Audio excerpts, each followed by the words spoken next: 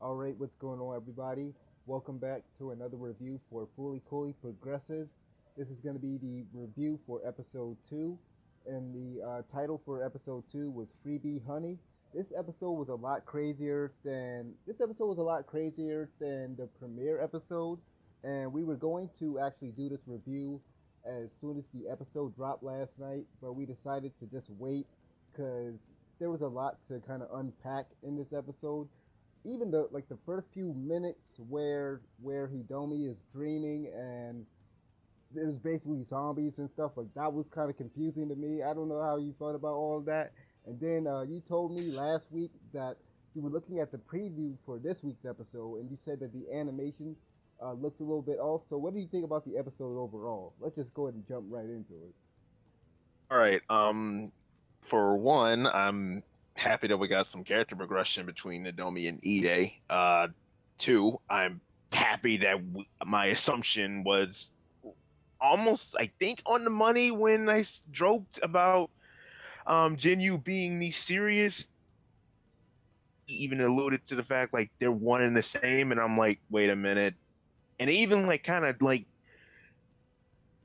hint at it in the credits when they're like separating from each other for some reason. So I thought that when we first saw the credits, and music was kind of on point. The visuals for the zombie dream sequence was on point, except the fight. Except the fight scene, like sometimes the animation was a little off, but it was good. It was good.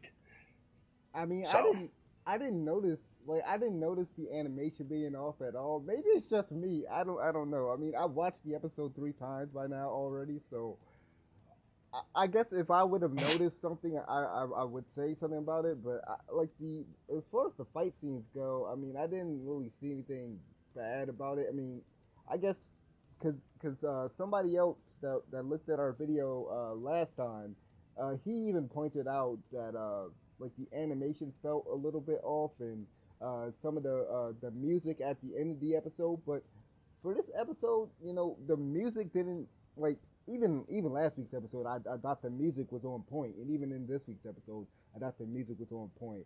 But getting back to what you said about Haruko and Jinyu basically being the same, yeah, you did call that something that like because for this whole episode, like I said, it starts out pretty weird with the whole zombie dream, and we see that at one point she starts to smile while she's dreaming. So it's like, what is going on? Like at the basis of this episode, because there was a lot of crazy stuff that happened. The basis of the episode was basically the relationship between Ide and Hidomi basically kind of forming.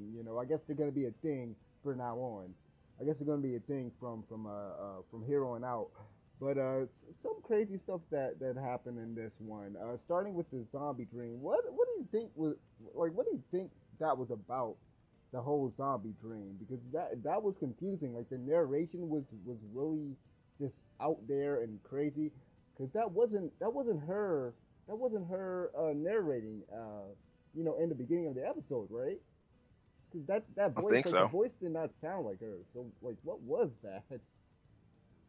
I'm gonna take a swing at this and say like that she has a dark side, and I think I don't know because it's like that would make some sense because she does show more emotion in this episode than she did last episode too, and I guess when it comes down to it, I think we're just gonna have to wait and see. But I think that was a darker side of her because it's like yeah, she was a zombie in the dream. She was smiling about it, and then someone was narrating this. And I don't know. I'm just as confused as you are, but that's just an assumption. I'm just guessing. Yeah, something you pointed out earlier and what you just said. They did show a lot more emotion to Hidomi's character, which I like. Because at first it made it seem like the first episode we didn't really get to hear her talk a lot. We didn't really get to see her kind of emote. So it's nice to see that she's not just a blank slate.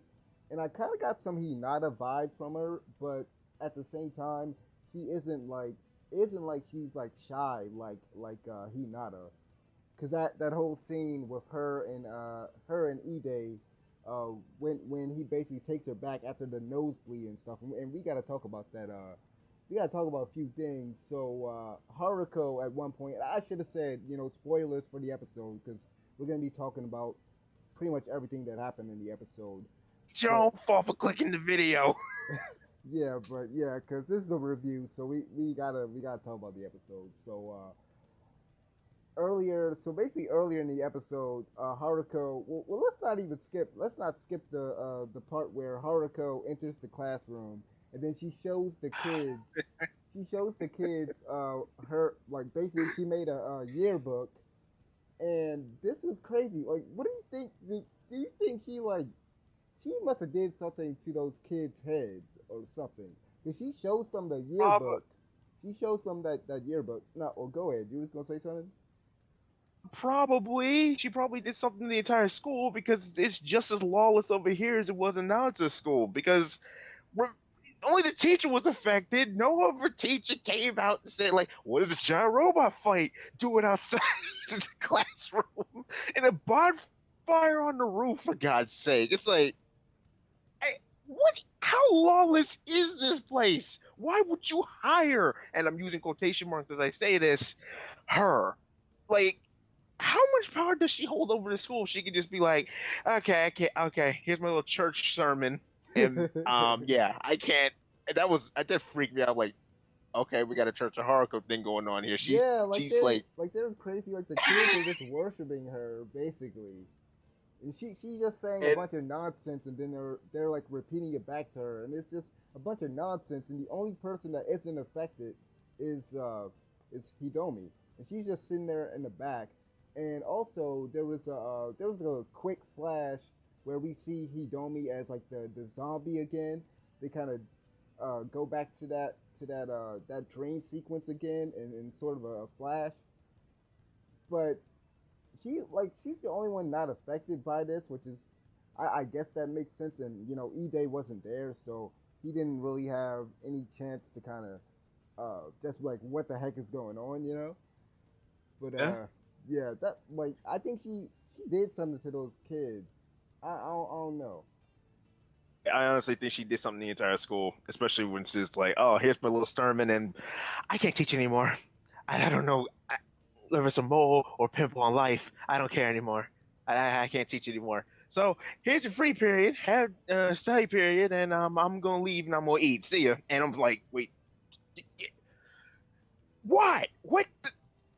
Vesper in the hall, man? I don't Oh yeah, understand. Like, that was crazy. That was crazy. She just she it's just riding the Vespa in the hallway. I was like, no one's gonna tell her she can't ride that in the hallway. That's crazy. like, how much power does she have over where she is what I'm trying to say. It's I know it's like FLC is just not is like insane regardless, but still like how much of a hold does she have over the school in particular? And here one thing. One thing I would like to point out is Jinyu's little warning. While she's like trying to make curry with Hidomi's mom, that got a chuckle out of me. And she's like, watch out for the woman on the Vespa. It's like, girl, you know that Haruko is here, and you're not gonna follow her. Why? Well, Why even bother she with the? couldn't. She couldn't though Well, because she he came don't. later, but Yeah, because she came later. Hidomi's mother kept basically trying to get her I, to you know at the beginning, Hidomi's mother kept pestering her about mixing the food or whatever when the customers are, I guess when she's serving the food to the customers at the cafe or whatever. uh, So he kept it's pestering her about but that. So she couldn't, Jinyu couldn't intervene or anything. Like she couldn't follow her. the car could. As we can plainly see later, but we'll get to that. That is true. Like that's like the crazy thing, and you pointed that out is that Jinyu and Haruko's vehicles, they seem to have a mind of their own or something. Vespa, I always thought was kind of sentient, even in the first season, because it's like this. Why are you bothering fixing it when we know that thing? You whistle, that thing comes after you, and with the car, it's like, we'll get to that in a minute. I want to like really, really, I went total fanboy over this. Just continue. So at God. one point, okay, yeah, I talked about that earlier about Haruko basically telling Hidomi to go and give Ide the worksheet and everything. So she goes, she's trying to go and find Ide or whatever, and we see that robot from last week episode just hanging out, just hanging around, and she's like, "What in the world?" She reacts to it like she reacts to it for like a second, and then she just moves on. I'm like, you're not gonna like. I was expecting a bigger reaction out of her, but she's just like, okay, what is this? Us. What is this robot like? What is this robot doing? Just out here, you Uh, know, it's just out there. But so that creepy old man. I gotta touch on this. The creepy old man God. that we see in the first episode. So we saw in the first episode that old man that was eating at Hidomi's mother's cafe or whatever, and then we see the creepy old man again, and he approaches her and says, "How do you?" He says something like, "How would you like to be a pro?" or something like that. And Yeah, I his was. whole approach was just creepy. He reminded me of that the old dude from Family Guy, the that old man. Um, Uh, what's his name? oh Herbert. yes, I know what you're talking. I can't do it. I can't do the voice. Yeah, Yeah, the God, I think his name is Herbert. The creepy old man it from is. Family Guy. Yeah, so he goes up there. He said, Yeah, "How would you like to be a pro?" I was like, "What is this weird?" And then he goes up to because Ide's friends they end up showing up, and he's like, a girl shouldn't just be walking around these parts. A girl shouldn't be walking around these parts alone. And I have to say something. he goes up to Ide's friend, one of Ide's friends, and starts rubbing his arm. And it's like, oh yeah, you could be a pro. You have a nice arm. It's just like freaking. It's like a really creepy scene. It's like what was that? And something else I gotta point out is like Ide's other friend that was wearing the dress and everything. He tells Hidomi that basically like this isn't a good place for a girl to just be walking around alone. But then he basically directs her like they're walking down a dark alley. Like he says that as they're walking down a dark alley. That's just weird. Yeah, That was just weird. But yeah. but go but go ahead because I know you wanted to say something. He's, I really kept thinking about that old man was like, call Chris Hansen. Someone, please call Chris Hansen, please. I mean, the first time I saw this dude, even in last week's episode, just something about the way he was saying. He said something in last week's episode like, "I love it when she looks at us with these." What, he said, what did he He say? was. He said something like, He said something exactly like that. he said something like, "I love it when she looks at us with those judgmental eyes" or something like that. That's like just freaking, like it's just weird. What's wrong with you, man? Like, get some help. Some help. Call Chris Hansen. This is not appropriate. And then we basically see Ide Go ahead. working like a slave, in like the next scene. He's literally working like a slave.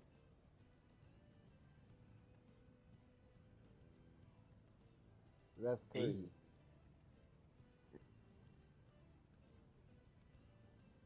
Shocked this city has slums. To be honest with you, when I first saw the scene, I'm like, wait a minute. Yeah, it's like he lives in a really, really poor neighborhood. Oh yeah, please. Oh wait, please. Let's talk about the whole like BB gun thing that he was making, and also the dude was speaking Japanese and English dub. Yeah. Okay, so I'm like, wait a minute. should we address the point that Adult Swim is well, yeah, Adult Swim is basically holding the subtitle version of this season hostage, basically. Yeah, might as well. You brought it up. I mean, what do you think about it? I mean, I get why they're doing it. I mean, I don't want to really speak too much on this because we're just trying to review the episode, but they are holding the subtitled version basically hostage because I, I I guess like from their standpoint, it makes sense to have the English dub out there first, because for dumb it's just like, okay, we're gonna get more ratings if the only way you can watch fully coolly alternative and progressive is gonna be in English dub. Like the only way you're gonna be able to watch it for a while is gonna be English dub. You gotta watch Adult Swim. So it makes sense for like from their perspective. But there's some people that probably want to watch it subtitled, I guess, or even some people that I heard can't watch Adult Swim, like don't have access to it or whatever. So what do you think about it? I mean, for me, it's not really a big deal. It kind of makes sense from their perspective. Like I said, when it comes to ratings and stuff, it'll help them get better ratings. But what do you think?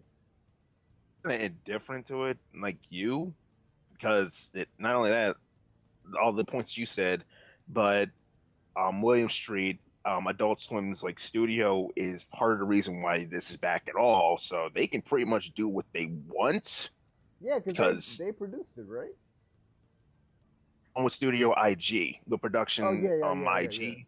So it's like they both help bring season 2 and season 3 to life anyway, so they can pretty much do whatever they want. If they want to lock it up for like a few months, then like fine, you just gonna have to like hold out or just watch the English dub because yeah.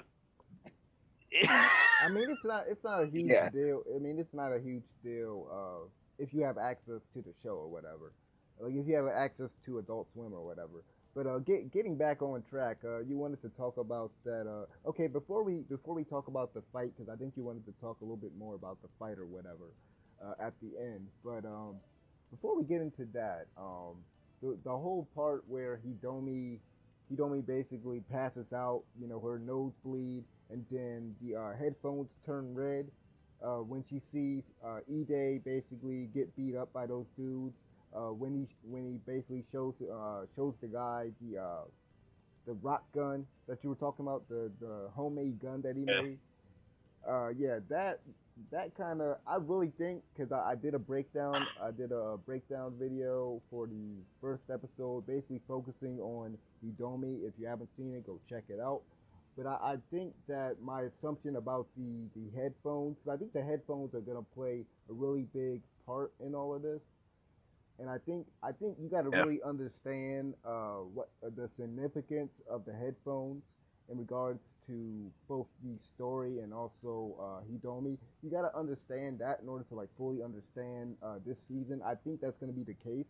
And like, okay, you pointed this out to me that the headphones turn red, and obviously this is obvious obvious surface level thing that the headphones are going to turn red whenever she's in danger or whenever I guess she overflows or whatever. But then we see the flashes of once she sees Hidomi basically sees Ide get beat up. We see the flashes.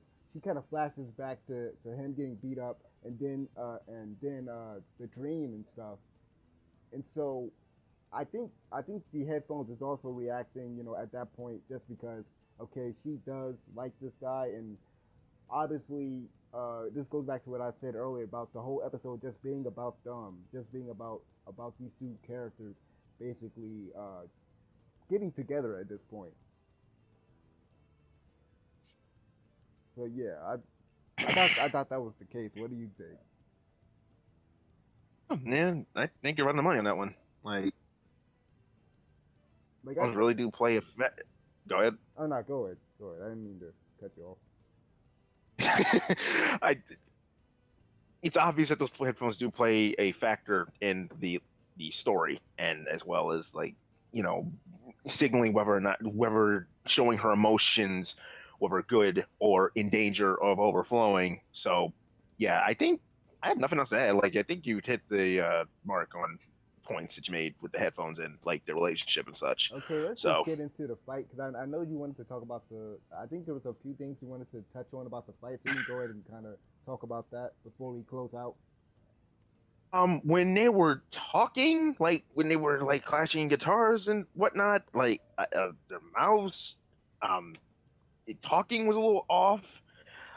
It just looked weak. It looked kind of weak to me. Like, and especially like you had to add like Dragon Ball effects to like the colors. It's like, Jinyu is blue, Haruko is red. It's like, oh my god, are you really? We're doing this now? Like, come on, man! Like, just like just have a fight, man. Like, I don't care, just have a fight. And then you have like the best thing about this is Jinyu's car. And again, I've been wanting to speak on this for like a good minute. Um, we found out that not only that thing's sentient, but that thing also has like Mega's XLR capabilities with rocket launchers and jets. And I'm just sitting here, I'm like, don't. Who would pick the Vespa after this? Who would pick the Vespa? Especially it's like it has legs, it has robot legs, it has robot arms, it has all this capabilities to it. Even has a healing tank in in the in the center of it. So it's like,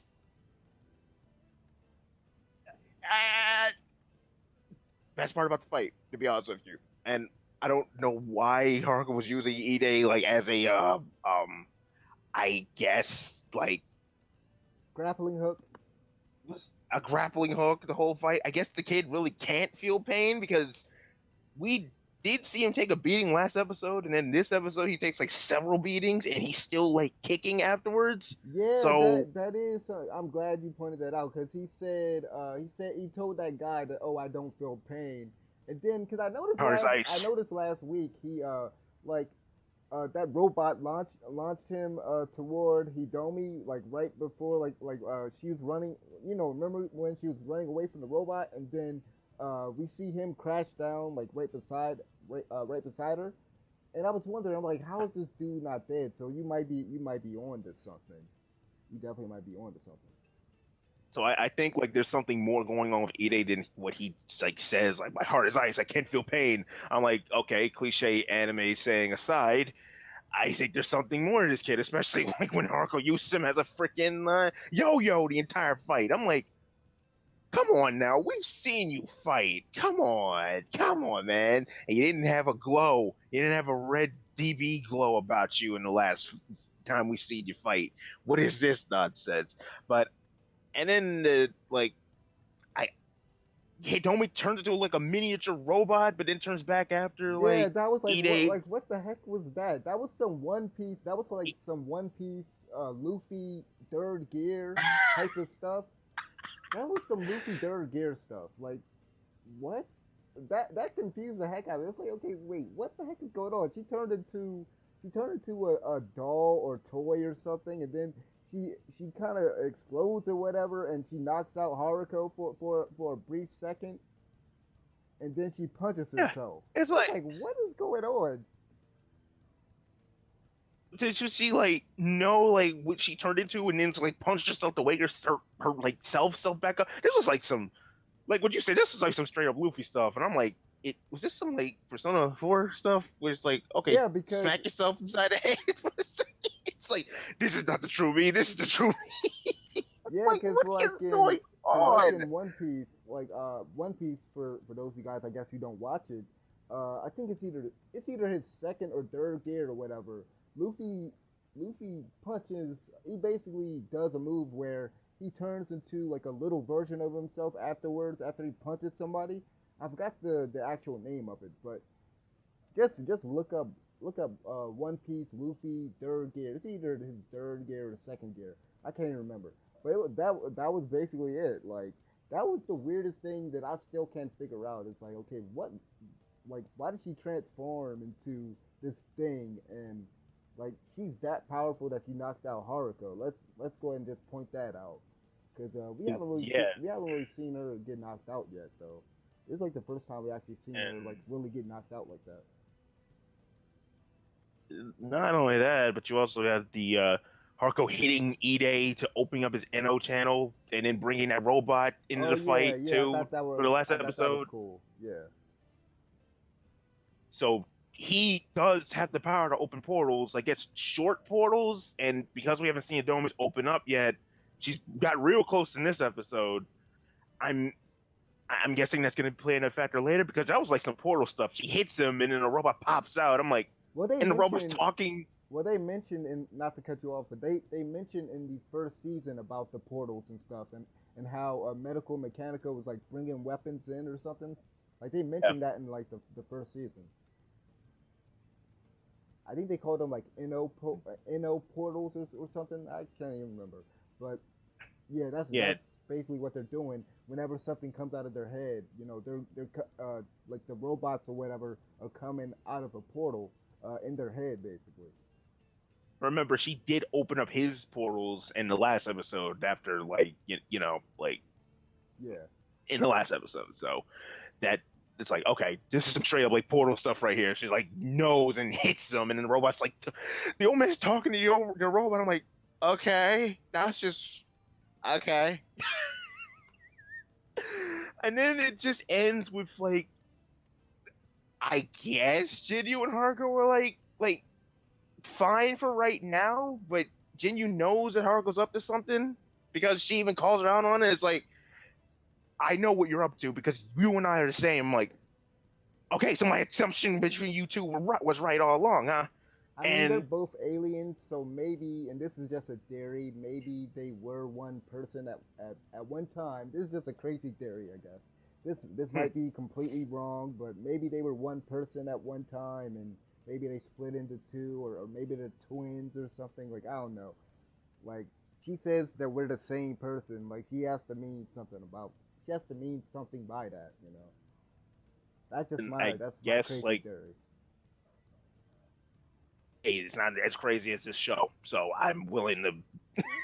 Hey man, we're coming up with crazy theories like every so often with this. So it's like, I wouldn't be surprised if you're not too far off because, again, I joked about her being a serious Haruko, and then it's like she says this, and I'm like, you're just adding more fuel to this, especially with the credits, with the credits show. It's like you're not really like you're really adding to my theory being correct here. So it's like in the next episode, it's like literally a beach episode. They're both not killing each other. So I guess like um I guess they're we're cool fine now. for right Yeah, now.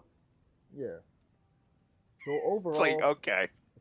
your final thoughts about this? Do you think this episode was weaker than last week's episode, or you thought it was just as good, or what? I say besides like the animation dropping in a few spots, I'd say like this was just as good as last week's episode, especially like it helped like add more fuel to the already insane fire what this season already is. I mean, there was some. So Well, go ahead. Just go ahead. go ahead and give your rating and everything. Go ahead and just say what you're gonna say. Guess what? Watch it now. Well, watch it, and especially like I can't wait for this to like to add on to it because like the little snippet of the fight that they gave us really didn't help. Really was like it almost like it was like a Marvel trailer thing. It's like, okay, they're not showing us the big picture. It's like, okay, here's the 15 snippet of what we're going to show you. And then like we come up with more questions and answers hours later after seeing it. So they're doing right. So watch it now and go ahead. There were people. I was just I was just gonna point out that there were people saying that like they felt like the season premiere wasn't crazy enough, and it didn't live up to like the first episode of Fully Cooley, and it's probably because the first season was just so out of nowhere. Like we didn't really know what this show was, and then now that we already know what this is, for the most part, like we know what it's gonna we kind of know what it's gonna be. It's gonna be crazy and insane. It's not gonna make sense at first. You're gonna have to rewatch episodes over and over and over to make sense of it. So I thought the first episode, despite what people said, I thought the first episode was good. I thought this episode was good. My only concern is, I hope it all makes sense, by the end. I just hope it all kind of makes some type of sense at the end, and it's not just crazy just to be crazy. But we'll have to see. I thought I'll give it a 9 out of 10. I mean, I can't give it anything lower than that. I mean, you said some stuff about the animation. I didn't really notice it, but I will take off a point just because you said about the. I guess the correct term is lip syncing or whatever. You said the mouths. That's it. You said the mouths weren't like moving correctly or whatever. So I was thinking like it's either lip syncing or it could be like the framing or whatever. It could be something like that. Could be something like that. But yeah, that's pretty much all we gotta say about episode 2 of Fully Coolly Progressive. Let us know what you guys think. We're out of here. Peace.